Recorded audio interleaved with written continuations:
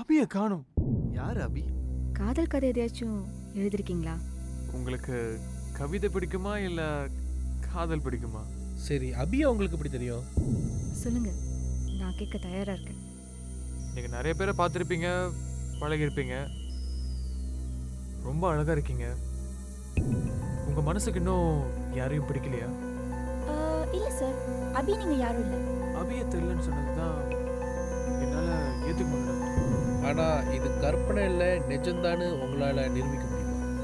எனக்கு குழப்பமாக இருக்கு டாக்டர். உன்னோட குழப்பத்துக்கு தீர்வு காண தான் அங்கே போகலாம் சொல்கிறேன். நீ தான் என்ன குழப்பற ஜெகன்.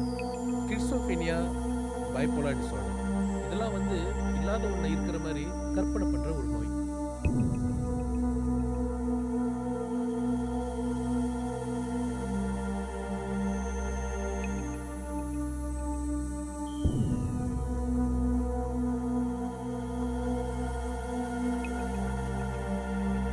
நீங்க ஏன் இன்னும் கல்யாணம் பண்ணிக்கல?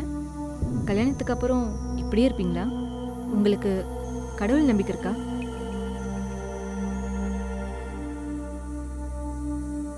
மனநல மருத்துவர் அவர்கிட்ட போய் பேசி பார்க்கலாமே. உங்கள் தூக்க பிரச்சனையை பற்றி சொல்லலாமா?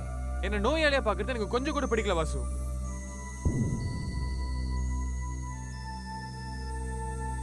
ஆஸ் அ போலீஸ் ஆஃபீஸர் நீ மனசு வச்சா அந்த ஆதாரங்கள் எப்படி காண போனது விசாரணை பண்ணலாம்.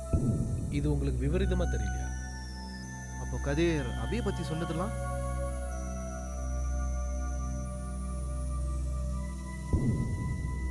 அபி, நான் எங்கேயாவது போகணும், தனியா போகணும்.